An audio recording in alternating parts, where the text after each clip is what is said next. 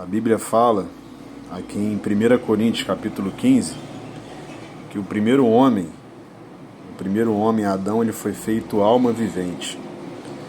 E a Bíblia, ela vai falar aqui no versículo 46, que mas não é primeiro o espiritual, e sim o natural. O primeiro homem, ele é natural, e depois o espiritual. Esse homem espiritual é Cristo. Pelo contexto e por todo o texto aqui, a Bíblia fala que o homem espiritual é Cristo. E olha como nós viemos para esse mundo. E assim como trouxemos a imagem do que é terreno, devemos trazer também a imagem do celestial.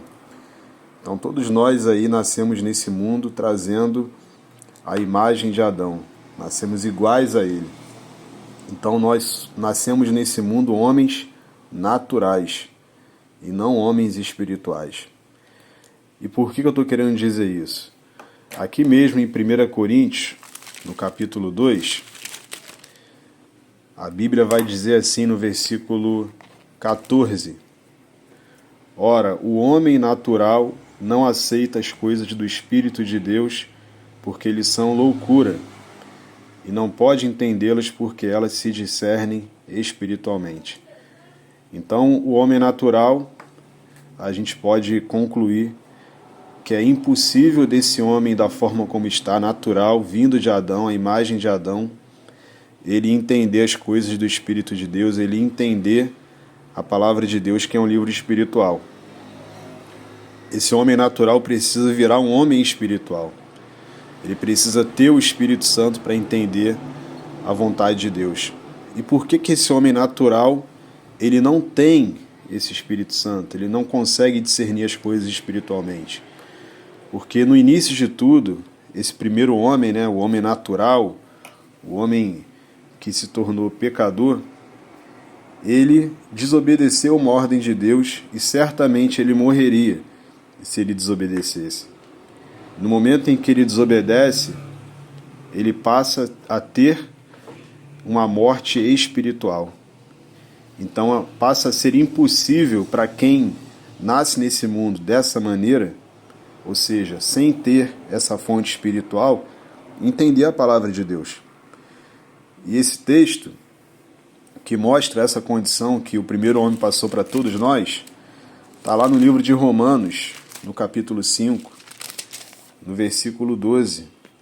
Ele fala: portanto, assim como por um só homem entrou o pecado no mundo, e pelo pecado a morte, assim também a morte passou a todos os homens, porque todos pecaram. Então a morte veio por um homem, E essa morte que veio por esse homem não ficou só nesse homem, passou para toda a humanidade. E por que isso é tão grave, E é tão importante a gente entender? Porque a gente nasce nesse mundo sem acesso a essa fonte de Deus. A gente nasce nesse mundo sem ter condição por si mesmo de compreender a vontade de Deus, de compreender os planos de Deus que são revelados aí na Bíblia. E é necessário que toda a humanidade ela tenha esse espírito vivificado, para que possa entender realmente qual que é a vontade de Deus. Para isso ser possível, o próprio Jesus teve que vir, e morrer naquela cruz para conceder de volta a vida para a humanidade. Foi um ato muito grande, um ato muito importante, crucial, para que a humanidade passe de volta a ter essa vida. E aí, nesse momento, a gente começa, se a gente crê nisso, a entender qual que é a vontade de Deus. Porque a gente vai a humanidade passa por muitas situações nessa vida que culpa Deus se acontece algo ruim.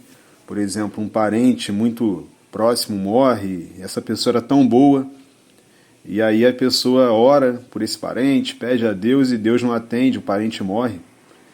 E aí desacredita de Deus. Mas será que Deus realmente estava com aquele parente? Será que a oração realmente foi ouvida para Deus curar aquele parente? Ou se não, no outro caso, quando uma pessoa se dá bem em alguma situação e atribui a Deus, como se Deus tivesse ali a ação para que a pessoa tivesse uma melhora financeira, uma melhora sentimental, uma melhora familiar.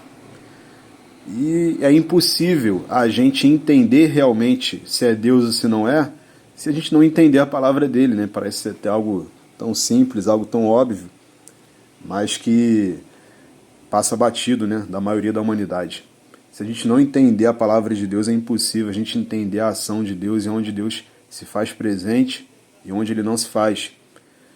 Para a gente ter uma noção, em Isaías, no capítulo 55, um versículo que quem é povo de Deus aí conhece bastante, ele fala aqui no versículo 8, porque os meus pensamentos não são os vossos pensamentos, nem os vossos caminhos os meus caminhos, diz o Senhor. Então, por que os pensamentos de Deus não são os pensamentos da humanidade? Porque a humanidade tem uma mente, uma forma de compreender as coisas naturalmente. A humanidade não tem a mente de Deus. No momento em que a humanidade crê em Jesus, passa a ter direito a ter essa mente, essa visão de Deus, né? Esse discernimento de Deus. Mas aí, se alguém que crê em Jesus, alguém que nasce de novo, passa a ter vida no Espírito, lê a Bíblia com a mente natural, lê a Bíblia com a mente de Adão, aí vai estar como se fosse uma pessoa que não tem vida no Espírito, e lendo naturalmente, não compreendendo a vontade de Deus, e automaticamente vai estar perdido, mais uma vez. Então deixo essa reflexão aí para vocês que estão ouvindo, né? Quem é povo de Deus, medita nisso. Se está querendo entender a Bíblia com a mente de Adão, vai ficar tudo oculto.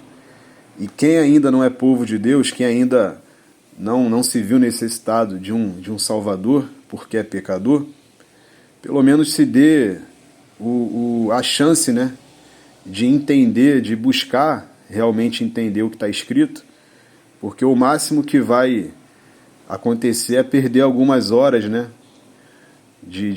para compreender a palavra de Deus. Se quiser, eu estou à disposição também. E se der essa chance de pelo menos tentar entender o que Deus diz na palavra dele. Porque se isso aqui for verdade e você não estiver querendo essa verdade, você não vai ter acesso à vida de Deus, né? Se isso aqui for mentira, você vai perder pelo menos alguns minutos da sua vida. Mas como eu tenho certeza que é verdade, quem rejeita essa verdade aqui rejeita a vida eterna. E isso é muito sério, né? Então deixa essa mensagem para todos que vão ver esse vídeo.